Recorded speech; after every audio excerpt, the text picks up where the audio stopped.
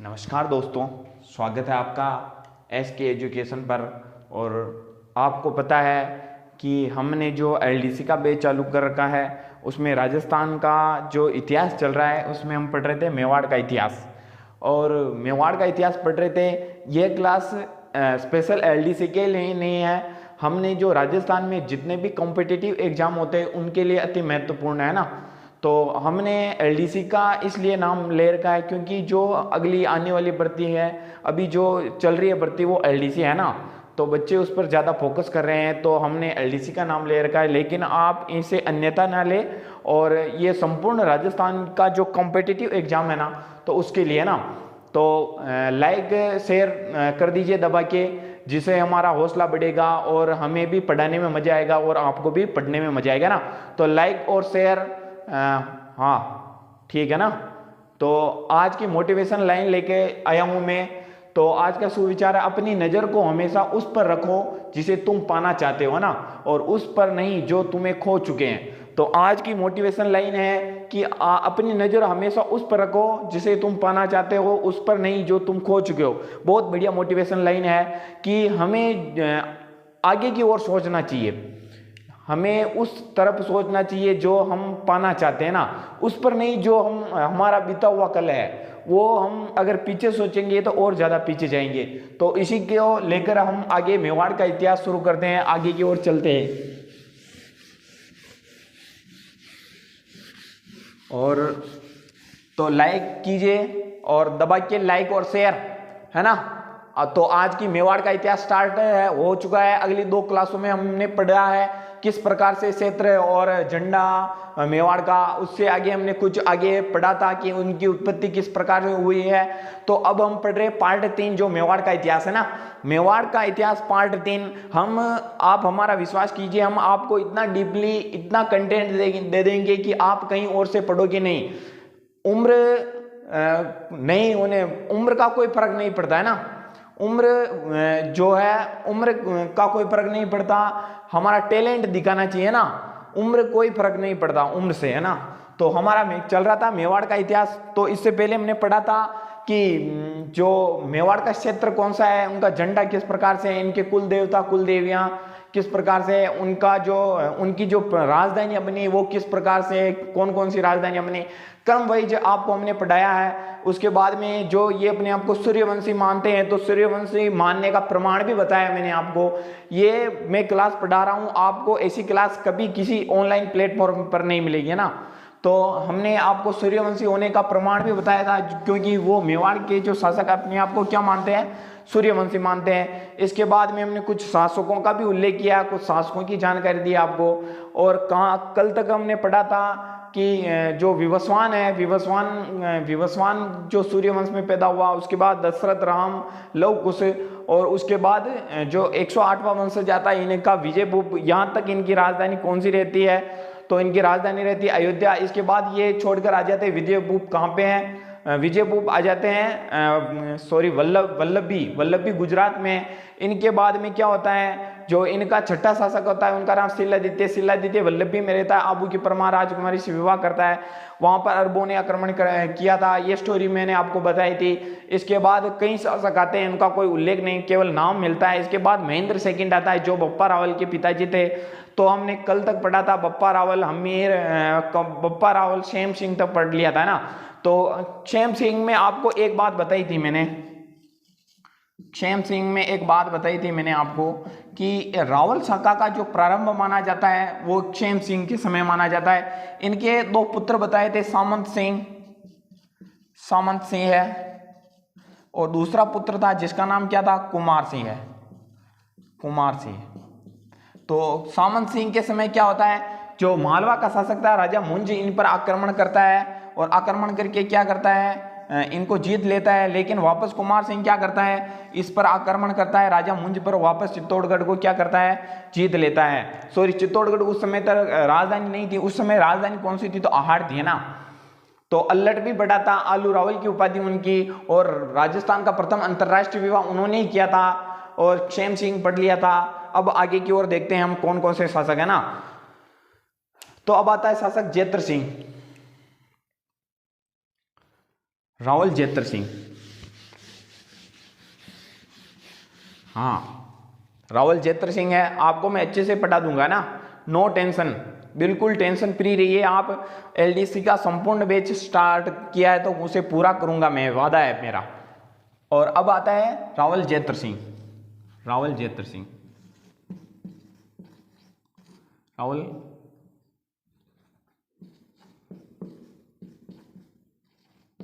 जेत्र सिंह। तो रावल जेत्र सिंह है और इनका कार्यकाल याद रखने की जरूरत नहीं, क्योंकि इनमें ज़्यादा डीपली नहीं पूछा जाएगा आपको। तो रावल जेत्र सिंह, और रावल जेत्र सिंह में क्या किया था, इनके समय क्या हुआ था, भूताला का युद्ध हुआ था ना। तो इनके समय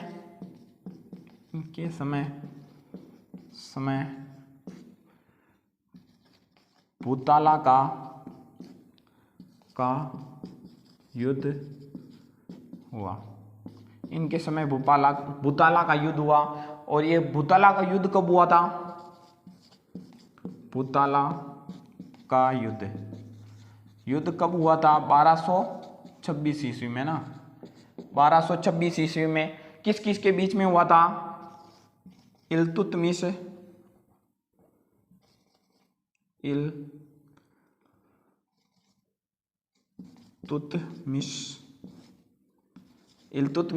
वर्सेज जेत्र सिंह के बीच में।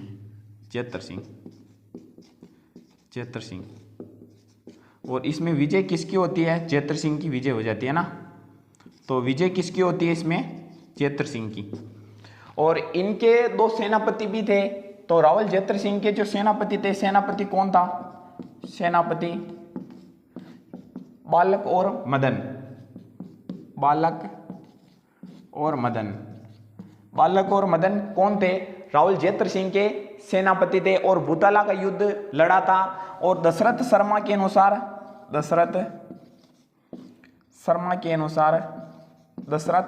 अनुसार चित्तौड़गढ़ का प्रथम विजेता।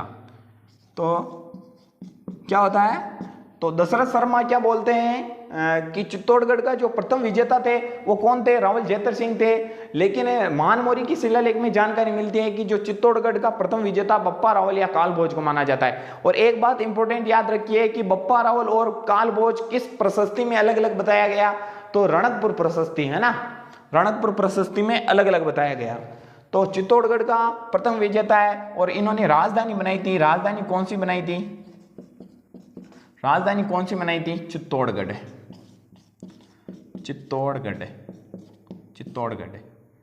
तो यहां तक आप स्क्रीनशॉट ले सकते हैं। इसके बाद हम अन्य अगला शासक पढ़ेंगे, है ना।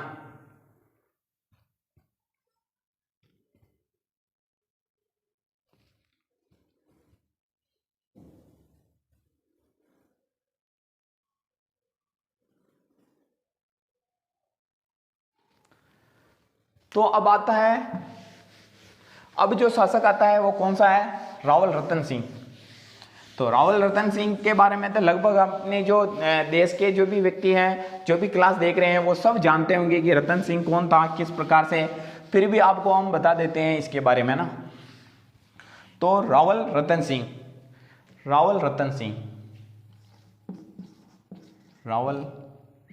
है। तो दोस्तों लाइक और शेयर जोश और जज्बे के साथ, अब की बार एलडीसी पार, है ना। तो रावल रतन सिंह, और रतन सिंह का कार्यकाल कितना माना जाता है, 1301 से 1303 तक। अरे यार, उस समय इतने महान शासक थे कि अपने आप को बलिदान कर दिया, अपने आप की प्राणों की आहुति दे दी, और हम एक नौकरी नहीं मिल रही अपने को। तो जोश और जुनून के साथ पढ़ाई कीजिए, ध्यान एकीकृत कीजिए आप एकाग्रता के साथ, है ना। तो रतन सिंह का कार्यकाल कब से कब तक माना जाता है, 1301 से 1303 तक। और इनका विवाह किसके साथ में हुआ था, इनकी पत्नी का नाम क्या था, तो विवाह पद्मिनी, है ना, पद्मावती या पद्मिनी। और ये कहाँ की राजकुमारी थी, सिंहल द्वीप की, जिसे हम वर्तमान में क्या मानते हैं, श्रीलंका। सिंहल द्वीप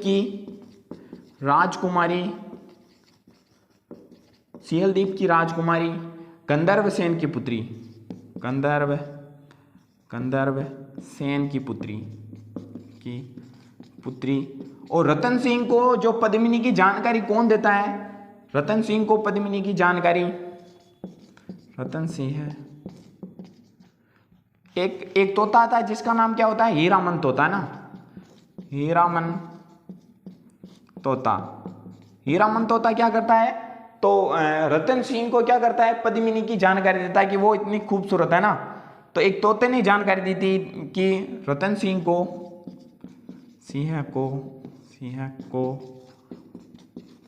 पद्मावती की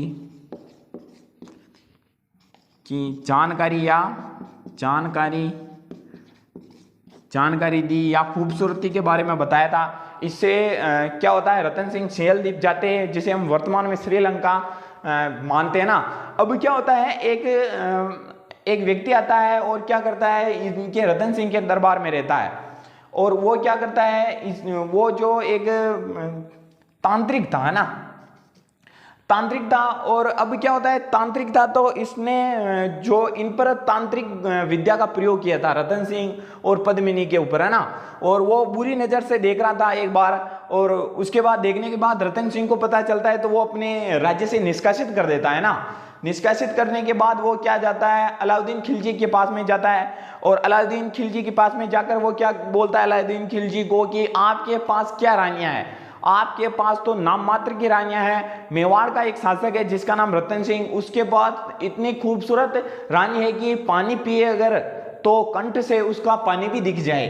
तो इससे क्या होता है? रतन सिंह की बुरी दृष्टि पड़ती है पद्मावती के पास और पद्मावती का एक चेहरा, एक झलक देखने के लिए वो कहां पे आ जाता है? चित्तौड़गढ़। और उसे पाने के लिए क्या होता है? बाद में युद्ध होता है ना। तो रतन सिंह के सेनापति कौन थे? सेनापति तो अलाउद्दीन खिलजी का आक्रमण लिख लेते हैं पहले। अलाउद्दीन खिलजी का आक्रमण। और ये आक्रमण कब हुआ था? कब हुआ? तो आपको मैं बता दूं, 26 अगस्त 1303 में क्या हुआ था? 1303 में क्या हुआ था? तो मेवाड़ को जीत लिया था ना। तो अलाउद्दीन खिलजी का आक्रमण हुआ था और इसमें जीत किसकी होती है? अलाउद्दीन खिलजी की। और इसके जो रतन सिंह के सेनापति कौन थे? रतन सिंह के सेनापति कौन थे? रतन सिंह के सेनापति थे गोरा व बादल।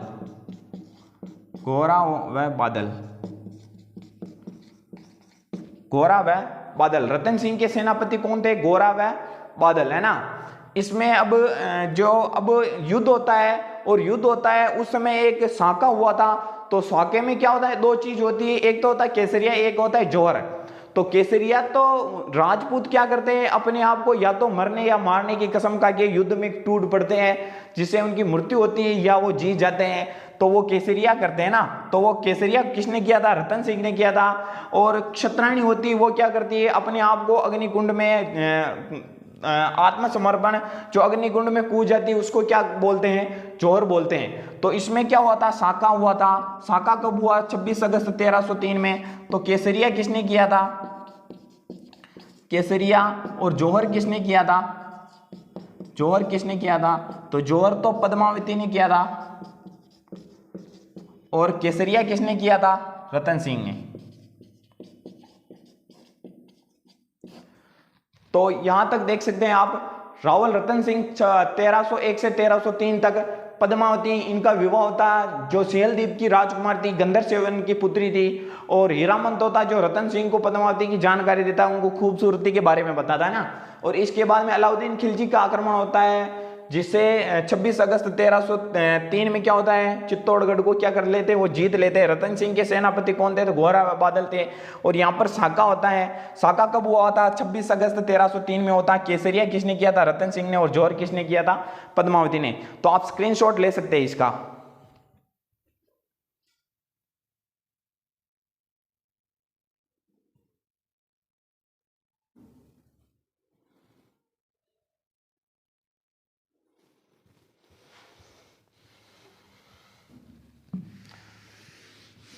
तो आगे की ओर देखते हैं अब हम।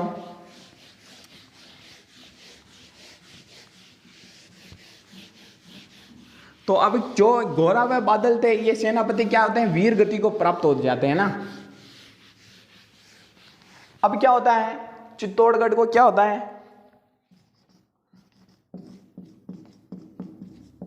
चित्तौड़गढ़। अब चित्तौड़गढ़ में क्या होता है, चित्तौड़गढ़ में क्या हुआ था, साका हो गया था, साका हो गया था।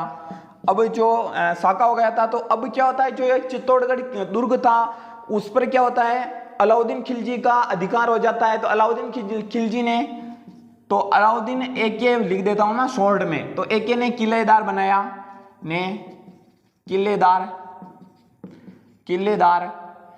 खिज्र खां को बनाया, खिज्र खां को बनाया वह चित्तौड़गढ़ का नाम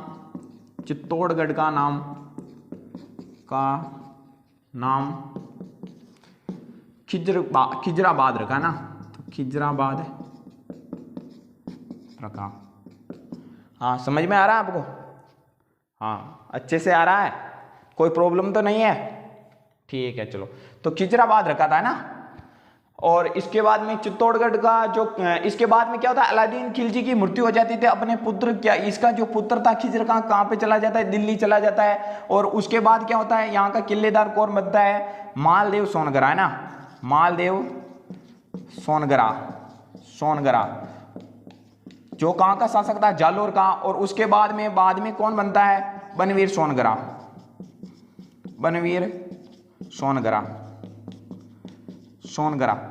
सोनगरा क्या करता है, यहाँ का किलेदार बनता है। और 26 अगस्त 1303 में क्या होता है, जो यहाँ पर साका होता है। और यहाँ से अलाउद्दीन खिलजी क्या करता है, अलाउद्दीन खिलजी यहाँ से अष्टधातु दरवाजे को दिल्ली लेकर जाता है ना, दिल्ली लेकर जाता है। तो यहां से क्या होता है, अलाउद्दीन खिलजी क्या करता है, यहां से जो एक अष्टधातु दरवाजा था चित्तौड़गढ़ का मुख्य द्वार, उसको उठाकर क्या करता है, दिल्ली लेकर जाता है और वहां का मुख्य द्वार बनाता है। और 1303 में क्या हुआ था, यहां पर साका हुआ था। और यहीं से क्या होता है, रावल साका का अंत, रावल साका का अंत। तो रावल साका का प्रारंभ कहां से हुआ था, क्षेम सिंह के समय, और अंत कब हुआ, तो रतन सिंह के समय हुआ था, है ना। और अब जो कौन सी शाखा आएगी, अब जो शाखा आएगी उसका नाम क्या था, सिसोदिया शाखा। तो इसका आप स्क्रीनशॉट ले सकते हैं।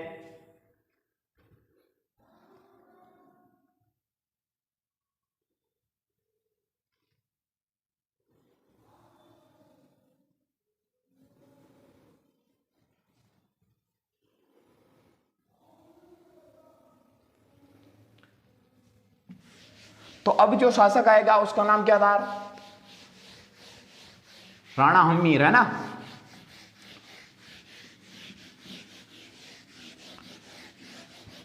राणा हम्मीर। तो सिसोदिया शाखा का संस्थापक माना जाता है इसे, सिसोदिया शाखा का संस्थापक माना जाता है। सिसोदिया शाखा के संस्थापक। और उपाधि कौन सी थी इनकी उपाधि, वीर राजा और विषम गांटी पंचानन के समान माना ना, विषम गांटी पंचानन के समान। और इसे एक और उपनाम से जाना जाता है, मेवाड़ का उद्धारक। और मेवाड़ का उद्धारक एक और था जिसका नाम क्या था, भामाशाह। और मेवाड़ का उद्धारक एक और ये जिनका नाम क्या है, राणा हम्मीर। और कर्नल जेम्स टोड के अनुसार, कर्नल जेम्स टोड ने इनके बारे में कथन कहा था कि यह अपने समय के समय के महान हिंदू शासक। तो यहां तक देखते हैं हम, राणा अमीर सिसोदिया शाखा के संस्थापक वीर राजा विषम घाटी पंचानन के समान और मेवाड़ का उद्धारक माना जाता है। मेवाड़ का उद्धारक एक और था जिसका नाम क्या था, भामाशाह। कर्नल जेम्स टोड ने ये कहा था कि ये अपने समय के महान हिंदू शासक है ना। तो यहां तक देख सकते हैं आप, राणा अमीर तक है ना आज।